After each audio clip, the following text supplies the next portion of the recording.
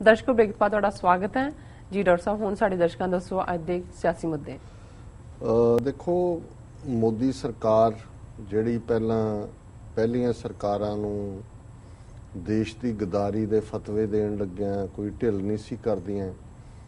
ਔਰ ਹੁਣ ਕਿਵੇਂ ਸਿਆਸੀ ਤਾਕਤ ਜਦੋਂ ਇਹਨਾਂ ਦੇ ਹੱਥ 'ਚ ਆਈ ਹੈ ਔਰ ਉਹਨਾਂ ਟਰਮਸ ਦੇ ਉੱਤੇ ਜਿੱਥੇ ਕਿ ਪਿਛਲੀਆਂ ਸਰਕਾਰਾਂ ਨੇ ਕਦੇ ਕੋਈ ਗੱਲ ਮੁਕਾਣੀ ਵੀ ਚਾਹੀ, ਲੇਕਿਨ ਇਹਨਾਂ ਦੀ ਵਿਰੋਧਤਾ ਹਿੰਦੂਤਵੀਆਂ ਦੀ ਕਰਕੇ ਉਹ ਬੈਕਆਊਟ ਕਰਦੇ ਰਹੇ। ਜਿਵੇਂ ਬੰਗਲਾਦੇਸ਼ ਦੇ ਨਾਲ ਐਗਰੀਮੈਂਟ ਦੀ ਗੱਲ ਸੀ, ਹੁਣ ਕਿਵੇਂ ਪਰਸੋਂ 3 ਦਿਨ ਪਹਿਲਾਂ ਖਬਰਾਂ ਸੀ ਜੀ 50,000 ਤੋਂ ਜ਼ਿਆਦਾ ਲੋਕਾਂ ਨੂੰ ਜਿਹੜੀ ਹੈ 45 ਸਾਲ ਬਾਅਦ ਸਿਟੀਜ਼ਨਸ਼ਿਪ ਮਿਲੀ, ਔਰ ਕਿਵੇਂ ਇਹਨਾਂ ਨੇ ਦੁੱਗਣਾ ਇਲਾਕਾ ਬੰਗਲਾਦੇਸ਼ ਨੂੰ ਦੇ ਕੇ ਇੱਕ ਪਾਸੇ ਕਹਿੰਦੇ ਸੀ ਸਾਡੀ ਸਰਕਾਰ ਬਣੇਗੀ, ਅਸੀਂ ਇਹਨਾਂ ਦੇ ਸਮਾਨ ਬਣਾ ਕੇ ਤੋਰ ਦੇਵਾਂਗੇ, ਤੇ ਦੂਸਰੇ ਪਾਸੇ ਕਿੰਨੇ ਹਜ਼ਾਰ ਬੰਗਾਲੀਆਂ ਨੂੰ ਇਹਨਾਂ ਨੇ, ਜਿਹੜੇ ਬੰਗਾਲੀ ਮੁਸਲਮਾਨ ਨੇ ਬੰਗਲਾਦੇਸ਼ ਓਰੀਜਨ ਦੇ, ਉਹਨਾਂ ਨੂੰ ਇੰਡੀਅਨ ਸਿਟੀਜ਼ਨਸ਼ਿਪ ਦਿੱਤੀ। ਹੁਣ ਇਹੀ ਪਾਰਟ ਨਾਗਾ ਸਮੱਸਿਆ ਜਿਹਦੇ ਬਾਰੇ ਪਿਛਲੇ ਲਗਭਗ 18 ਸਾਲਾਂ ਤੋਂ ਇਹਨਾਂ ਦੀ ਗੱਲਬਾਤ, ਜਿਹਦੇ 'ਚ ਲਗਭਗ ਇਹਨਾਂ ਨੇ 60-80 ਰਾਉਂਡ ਗੱਲਬਾਤ ਦੇ ਕੀਤੇ ਨਾਗਿਆਂ ਦੇ ਨੁਮਾਇੰਦਿਆਂ ਨਾਲ ਜੀ। ਥਾਈਲੈਂਡ 'ਚ ਵੀ ਹੋਏ, ਮਲੇਸ਼ੀਆ 'ਚ ਵੀ ਹੋਏ, ਔਰ 18 ਸਾਲ ਹਕੂਮਤਾਂ ਕਈ ਵਾਰ ਜਿਹੜੀਆਂ ਨੇ ਪਹੁੰਚਦੇ ਟਿਕਾਣੇ ਤੇ ਜਦੋਂ ਇਹਨਾਂ ਦਾ ਥੋੜਾ ਉਹ ਫੀਲ ਲੈਣਾ ਚਾਹੁੰਦੇ ਸੀ ਆਪੋਜੀਸ਼ਨ ਦਾ, ਤੇ ਇਹ ਤੜਿੰਗ ਹੋ ਜਾਂਦੇ ਸੀ। ਜਾਂ ਜਿਹੜੇ ਹੁਣ ਅੱਜ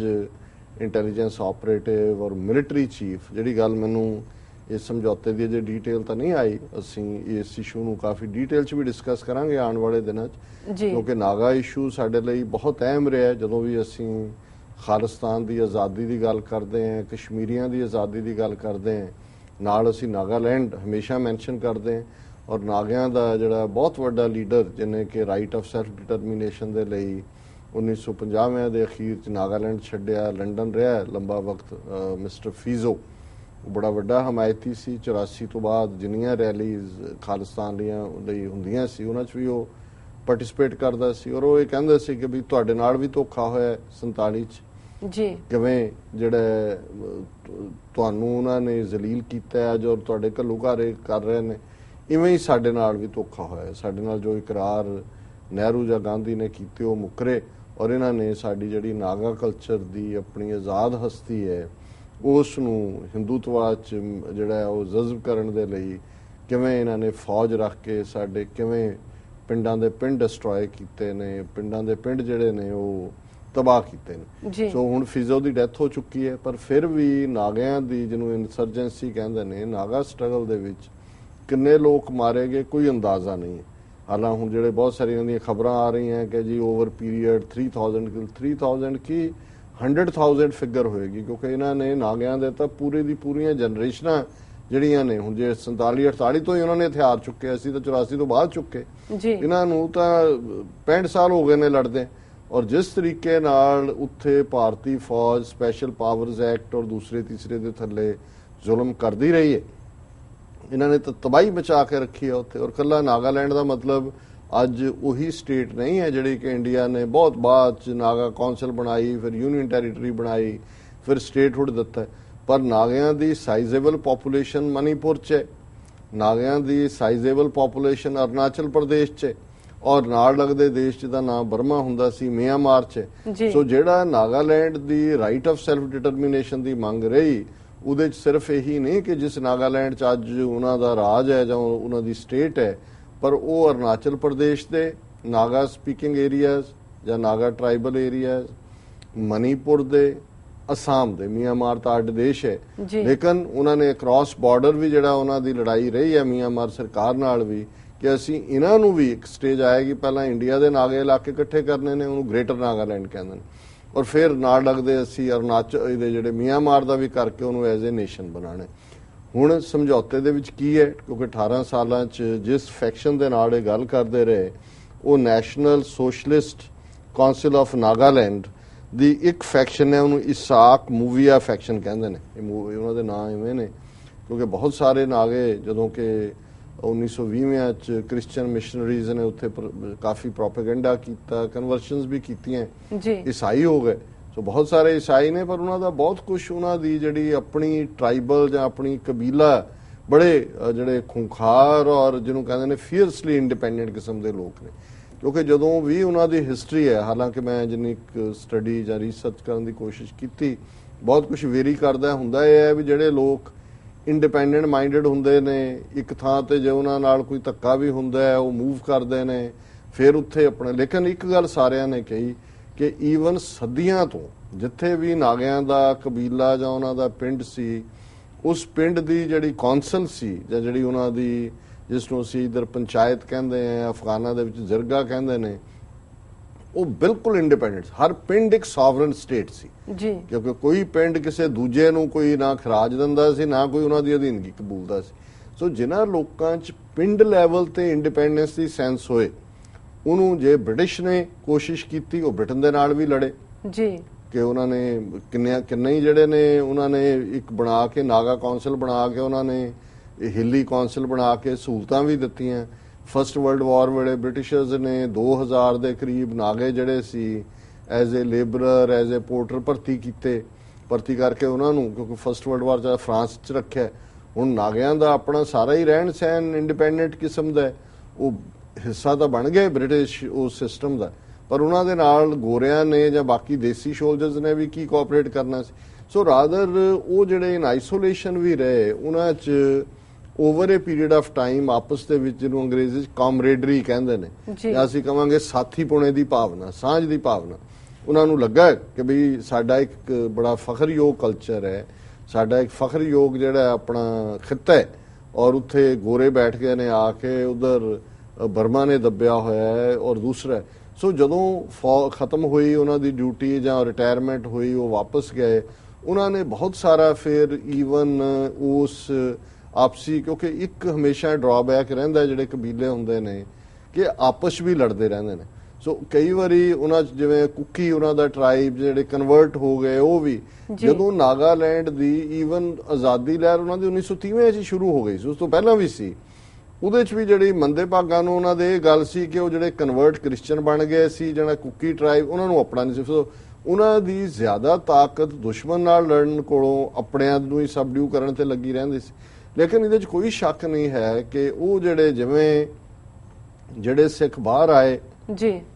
20ਵੀਂ ਸਦੀ ਦੀ ਸ਼ੁਰੂਆਤ 'ਚ, ਅਮਰੀਕਾ, ਕੈਨੇਡਾ, ਉਹਨਾਂ ਨੇ ਬਾਹਰ ਦੇਖਿਆ ਵੀ ਆਜ਼ਾਦੀ ਕੀ ਹੁੰਦੀ ਹੈ, ਫਰੀडम ਕੀ ਹੁੰਦੀ ਹੈ। ਫਿਰ 8-9 ਹਜ਼ਾਰ 'ਚੋਂ 7,000 ਵਾਪਸ ਚਲੇ ਗਏ ਗਦਰ ਲਹਿਰ ਜੀ, ਔਰ ਬੇਸ਼ੱਕ ਗਦਰ ਲਹਿਰ ਫੇਲ ਹੋ ਗਈ, ਖਤਮ ਹੋ ਗਈ, ਉੱਥੇ ਅੰਗਰੇਜ਼ਾਂ ਨੇ ਪਹਿਲਾਂ ਹੀ ਉਹਨਾਂ ਦੇ ਵਿੱਚ ਬੜੇ ਹੋਏ ਸੀ, ਲੇਕਿਨ ਉਹਨਾਂ ਨੇ ਨਿਸ਼ਾਨਾ ਮਿੱਥ ਦਿੱਤਾ ਵੀ ਅਲਟੀਮੇਟਲੀ ਇਹਨਾਂ ਨੂੰ ਕੱਢਣਾ। ਤਾਂ ਫਿਰ ਅਸੀਂ ਦੇਖਦੇ ਹਾਂ ਕਿ ਅਗਲੇ 25-30 ਸਾਲ ਦੇ ਵਿੱਚ ਹੀ ਜਿਹੜਾ ਉਹ ਅੰਗਰੇਜ਼ ਉੱਥੋਂ ਜਾਣ ਤੇ ਮਜਬੂਰ ਹੁੰਦੇ ਨੇ, ਭਾਵੇਂ ਉਹਦੇ ਰੀਜ਼ਨ ਔਰ ਸਟਰਗਲ ਦਾ ਇੱਕ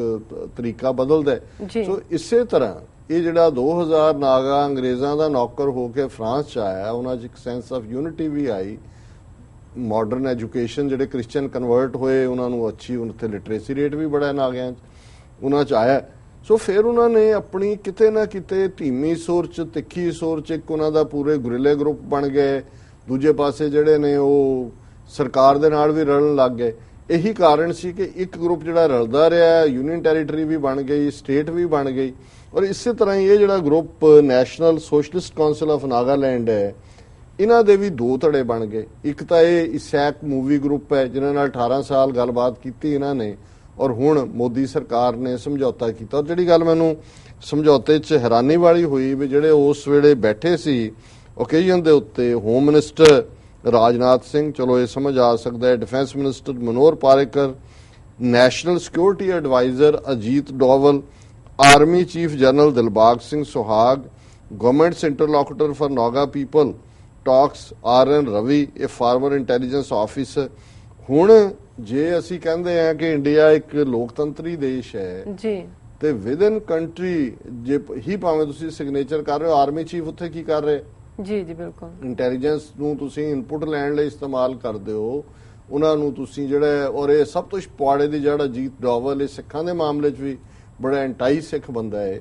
ਔਰ ਇਹਨਾਂ ਦਾ ਜਿਹੜਾ ਸਮਝੌਤੇ ਦੇ ਮੌਕੇ ਦੇ ਉੱਤੇ ਦਸਤਖਤ ਕਰਨਾ ਜਾਂ ਇਹਨਾਂ ਦਾ ਮੌਜੂਦ ਹੋਣਾ ਆਰਮੀ ਚੀਫ ਦਾ, ਬੇਸ਼ੱਕ ਦਸਤਖਤ ਤਾਂ ਮੋਦੀ ਔਰ ਉਹਨਾਂ ਦੇ ਲੀਡਰਾਂ ਨੇ ਕੀਤੇ। ਸੋ ਅਜੇ ਕਿਉਂਕਿ ਇਸ ਬਾਰੇ ਬਹੁਤ ਸਾਰੀ ਡੀਟੇਲ ਨਹੀਂ ਆਈ ਹੈ, ਪਰ ਇੱਕ ਗੱਲ ਜ਼ਾਹਰ ਹੈ ਕਿ ਜਿਹੜੀ ਇਸੇ national socialist council of Nagaland ਦਾ ਵਿਰੋਧੀ ਗਰੁੱਪ ਹੈ, ਜਿਹਨੂੰ ਖਾਪਲਾਂਗ ਕਹਿੰਦੇ ਨੇ, ਕੇ ਵੀ ਬਰੀਫ ਚ ਲਿਖਦੇ ਨੇ, ਉਹਨਾਂ ਨੇ ਇਸ ਸਮਝੌਤੇ ਬਾਰੇ ਨੂੰ ਨਹੀਂ ਮੰਨਿਆ ਹੈ। ਔਰ ਸ਼ਾਇਦ ਇਸ ਸਮਝੌਤੇ ਨੂੰ ਹੁਣ ਤਾਂ 18 ਸਾਲ ਤੋਂ ਲਟਕਾ ਰਹੇ ਸੀ, ਇਹ ਸਮਝਦੇ ਸੀ ਵੀ ਆਪੇ ਹੀ ਚੁੱਪ-ਚਾਪ ਕਰ ਜਾਣਗੇ, ਬਹਿ ਜਾਣਗੇ ਟਿਕ ਕੇ। ਲੇਕਿਨ ਜਿਸ ਤਰੀਕੇ ਦੇ ਨਾਲ ਉਹਨਾਂ ਨੇ ਪਿਛਲੇ 4 ਜੂਨ ਨੂੰ, ਔਰ ਇਹ ਵਾਕਿਆ ਜਿਹੜਾ ਬੜਾ ਰਿਪੋਰਟ ਹੋਇਆ ਸੀ ਕਿ ਮਿਆਂਮਾਰ ਬਾਰਡਰ ਦੇ ਨੇੜੇ 20 ਫੌਜੀ ਇੰਡੀਅਨ ਮਾਰ ਦਿੱਤੇ ਸੀ ਜੀ। ਔਰ ਬੇਸ਼ੱਕ ਇੰਡੀਆ ਨੇ ਡਰਾਮਾ ਕੀਤਾ ਕਿ ਜੀ ਅਸੀਂ ਮਿਆਂਮਾਰ ਸਰਹੱਦ ਦੇ ਪਾਰ ਜਾ ਕੇ ਮਾਰਿਆ ਹੈ, ਪਰ ਬਾਅਦ ਚ ਆਇਆ ਵੀ ਉਹ ਉਹਨਾਂ ਨੇ ਜਿਹੜਾ ਫ੍ਰੀ ਜ਼ੋਨ ਰੱਖਿਆ ਉਹਦੇ ਚ, ਔਰ ਐਵੇਂ ਹੀ ਕਿਸੇ ਨੂੰ ਜਿਹੜਾ ਮਾਰ ਕੇ ਆ ਗਏ ਸਿਵਲੀਅਨ ਲੋਕਾਂ ਨੂੰ। ਲੇਕਿਨ ਇੰਡੀਅਨ ਇੰਟੈਲੀਜੈਂਸ ਏਜੰਸੀਆਂ ਔਰ ਮੋਦੀ ਸਰਕਾਰ ਦੇ ਕੰਨ ਖੜੇ ਹੋ ਗਏ ਕਿ ਹੁਣ ਇਹ ਜੇ 20 ਫੌਜੀ ਮਾਰੇ ਜਾ ਸਕਦੇ ਨੇ, ਇਟ ਮੀਨਸ ਕਿ ਹੁਣ ਇਹ ਜਿਨ੍ਹਾਂ ਨਾਲ ਗੱਲਬਾਤ ਕੀਤੀ ਹੈ ਇਹਨਾਂ ਨੂੰ ਅੱਗੇ ਲਾ ਲਓ। ਅੱਗੇ ਲਾ ਲਓ ਮੈਂ ਇਸ ਲਈ ਕਿਹਾ ਕਿਉਂਕਿ ਅਜੇ ਤੱਕ ਇਹ ਆਇਆ ਨਹੀਂ ਹੈ ਵੀ ਉਹਨਾਂ ਦੀਆਂ ਮੰਗਾਂ ਦਾ ਕੀ ਬਣਿਆ। ਜਿਹੜਾ ਉਹਨਾਂ ਦੀ ਗ੍ਰੇਟਰ ਨਾਗਾਲੈਂਡ ਦੀ ਮੰਗ ਸੀ, ਮਨੀਪੁਰ ਔਰ ਅਰੁਣਾਚਲ ਪ੍ਰਦੇਸ਼ ਔਰ ਇਸ ਅਸਾਮ ਦੇ ਇਲਾਕੇ 'ਚ, ਉਹਦਾ ਕੀ ਬਣਿਆ। ਦੂਸਰਾ, ਕੀ ਇਸ ਸਮਝੌਤੇ ਤੋਂ ਬਾਅਦ ਸਪੈਸ਼ਲ ਪਾਵਰਸ ਐਕਟ ਜਿਹੜਾ ਉੱਥੇ ਲਾਇਆ ਹੋਇਆ ਹੈ ਉਹਨੂੰ ਖਤਮ ਕੀਤਾ ਜਾਏਗਾ। ਔਰ ਇਸ ਦੇ ਨਾਲ ਹੀ ਜੇ ਦੂਜੇ ਗਰੁੱਪ ਨੇ ਜਿਹੜਾ ਇਹਨੂੰ ਨਹੀਂ ਮੰਨਿਆ ਹੈ, ਖਾਪਲਾਂਗ ਨੇ, ਸੋ ਇਹਦਾ ਮਤਲਬ ਇਹ ਹੈ ਕਿ ਹੁਣ ਇਸ ਗਰੁੱਪ ਵਾਲਿਆਂ ਨੂੰ ਜਦੋਂ ਤੁਸੀਂ ਆਪਸ ਵਿੱਚ ਲੜਾਈ ਪਾਣੀ ਹੁੰਦੀ ਹੈ, ਜਿਵੇਂ ਰਾਜੀਵ ਲੌਂਗੋਵਾਲ ਸਮਝੌਤੇ ਬਾਰੇ ਅਕਸਰ ਇਹ ਕਿਹਾ ਜਾਂਦਾ ਸੀ ਕਿ ਜੋ ਹੀ ਸਮਝੌਤੇ ਤੇ ਦਸਤਖਤ ਹੋਏ, ਬਾਹਰ ਨਿਕਲਦਿਆਂ ਰਾਜੀਵ ਨੇ ਆਪਣੀ ਬੁਲਟ ਪ੍ਰੂਫ ਜੈਕਟ ਲਾਈ ਤੇ ਲਾ ਕੇ ਉਹਨੇ ਲੌਂਗੋਵਾਲ ਨੂੰ ਦੇ ਦਿੱਤੀ। ਉਹਨੇ ਕਿਹਾ ਜੀ ਹੁਣ ਮੈਨੂੰ ਲੋੜ ਨਹੀਂ, ਹੁਣ ਤੁਹਾਨੂੰ ਲੋੜ ਹੈ। ਮਤਲਬ ਇਹ ਸੀ ਕਿ ਮੇਰੀ ਜਾਨ ਬਚ ਗਈ, ਹੁਣ ਤੈਨੂੰ ਮਾਰਨਗੇ ਤੇਰੇ ਲੋਕ ਕਿ ਤੂੰ ਜਿਨ੍ਹਾਂ ਦੇ ਨਾਲ ਗਦਾਰੀ ਕੀਤੀ ਹੈ, ਜਿਨ੍ਹਾਂ ਲੋਕਾਂ ਦੇ ਨਾਲ। ਔਰ ਉਹੀ ਗੱਲ ਹੋਈ, 20-21 ਦਿਨਾਂ ਦੇ ਵਿੱਚ ਲੌਂਗੋਵਾਲ ਮਾਰਿਆ ਗਿਆ। ਸੋ ਮੈਂ ਸਮਝਦਾ ਹਾਂ ਵੀ ਇਹ ਜਿਹੜਾ ਸਮਝੌਤਾ ਚ ਇਹਦੇ ਚ ਕੁਝ ਨਹੀਂ ਨਿਕਲਣਾ ਹੈ, ਪਰ ਮੈਂ ਅਜੇ ਕਮੈਂਟ ਨਹੀਂ ਕਰਨਾ ਚਾਹੁੰਦਾ। ਇੱਕ ਸੈਕਸ਼ਨ ਮੈਂ ਇਹਦੇ ਤੇ ਹੋਰ ਕਰਾਂਗਾ ਜਦੋਂ ਸਮਝੌਤੇ ਦੀਆਂ ਡੀਟੇਲਸ ਆਉਂਦੀਆਂ ਨੇ, ਔਰ ਉਦੋਂ ਅਸੀਂ ਇਹਨਾਂ ਟ੍ਰਾਈਬਸ ਦੀ ਹਿਸਟਰੀ ਨੂੰ ਹੋਰ ਵੀ ਡੀਟੇਲ ਚ ਦੇਖਾਂਗੇ। ਪਰ ਇੱਕ ਗੱਲ ਮੈਨੂੰ ਲੱਗਦੀ ਹੈ ਕਿ ਨਾਗਿਆਂ ਦੇ ਵਿੱਚ ਇਸ ਸਮਝੌਤੇ ਤੋਂ ਬਾਅਦ ਘਰੇਲੂ ਖਾਨਾ ਜੰਗੀ ਸ਼ੁਰੂ ਹੋਏਗੀ ਜੀ। ਔਰ ਇਹ ਜਿਹੜੇ ਗਰੁੱਪ ਨੇ ਸਾਈਨ ਕੀਤੇ ਨੇ, ਹੁਣ ਸਭ ਤੋਂ ਪਹਿਲਾਂ ਉਹ ਇਹਨਾਂ ਦੇ ਟਾਰਗੇਟ ਤੇ ਹੋਣਗੇ।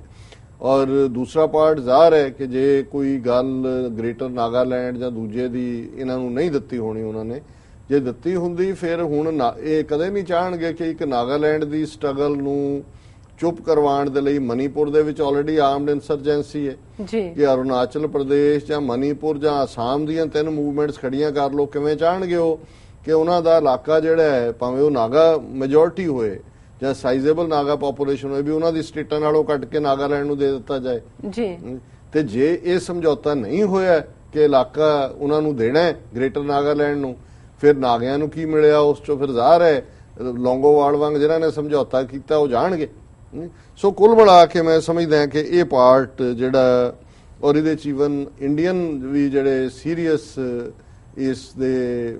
ਐਨਾਲਿਸਟ ਨੇ, ਉਹਨਾਂ ਦਾ ਬੇਸ਼ੱਕ ਅਜੇ ਮੂੰਹ ਘੁੱਟ ਕੇ ਗੱਲ ਕਰ ਰਹੇ ਨੇ, ਅਸੀਂ ਖੁੱਲ ਕੇ ਗੱਲ ਕੀਤੀ ਹੈ ਕਿ ਕੁਝ ਨਹੀਂ ਨਿਕਲਣਾ ਇਹਦੇ ਚੋਂ। ਔਰ ਇਹ ਨਾਗਿਆਂ ਦੇ ਵਿੱਚ ਇਹਨਾਂ ਨੇ ਸਿਵਲ ਵਾਰ ਪਵਾ ਦਿੱਤੀ ਹੈ। ਲੌਂਗੋਵਾਲ ਦੀ ਤਰ੍ਹਾਂ ਇਸ ਫੈਕਸ਼ਨ ਦੇ ਲੀਡਰ ਅੰਡਰ ਅਟੈਕ ਹੋਣਗੇ,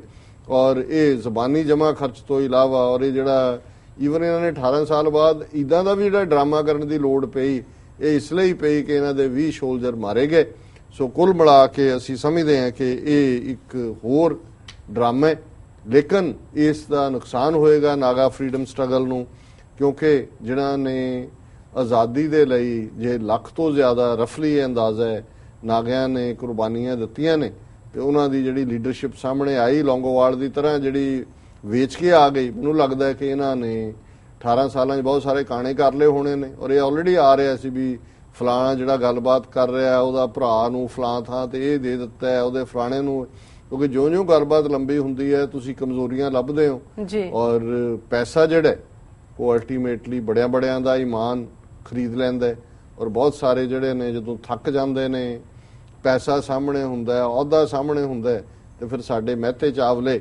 ਜਿਹੜੇ ਨੇ ਉਹ ਨਜ਼ਰ ਆ ਹੀ ਰਹੇ ਨੇ ਵੀ ਉਹ ਕੀ ਕਰ ਰਹੇ ਨੇ। ਇਹੋ ਜਿਹੇ ਇਹ ਬਣ ਗਏ ਨੇ 18 ਸਾਲਾਂ 'ਚ। ਪਰ ਜਦੋਂ ਡੀਟੇਲ 'ਚ ਇਸ ਸਮਝੌਤੇ ਦੇ ਆਣਗੇ ਕਲੌਜ਼, ਇਸ ਦੇ ਉੱਤੇ ਅਸੀਂ ਫਿਰ ਇੱਕ ਝਾਤ ਮਾਰਾਂਗੇ। ਸੋ ਇਹ ਅੱਜ ਦਾ ਮੁੱਖ ਮੁੱਦਾ ਹੈ ਜੀ। ਡਾਕਟਰ ਸਾਹਿਬ ਨਾਲ ਲੈਣੇ ਬ੍ਰੇਕ। ਵਿਊਅਰਸ, ਵਿਚਾਰਾਂ ਦਾ ਸਿਲਸਿਲਾ ਇਸ ਤਰ੍ਹਾਂ ਚੱਲਦਾ ਰਹੇਗਾ। ਮਿਲਦੇ ਹਾਂ ਛੋਟੇ ਬ੍ਰੇਕ ਤੋਂ ਬਾਅਦ।